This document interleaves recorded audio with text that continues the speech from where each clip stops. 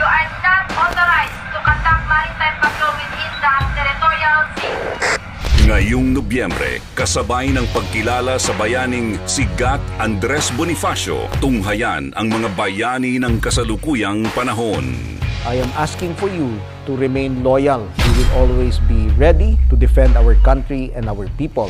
We call on our people to stand behind the government to secure the national interest.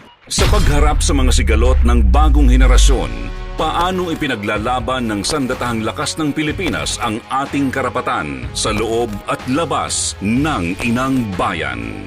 Is it now high time to prioritize our defense? Huwag tayong magbulag-bulagan sa nangyayari sa buong mundo. And if we say na imposibleng mangyari sa atin, we are already falling into the narrative of our enemies. Dapat laging handa tayo.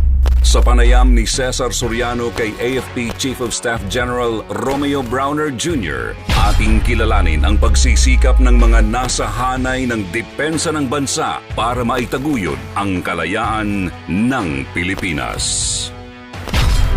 Ang laya mo'y babantayan. Magandang gabi, Pilipinas. November 12, 2023, Linggo, 5:15 to 6:15 p.m. dito lang sa PTV.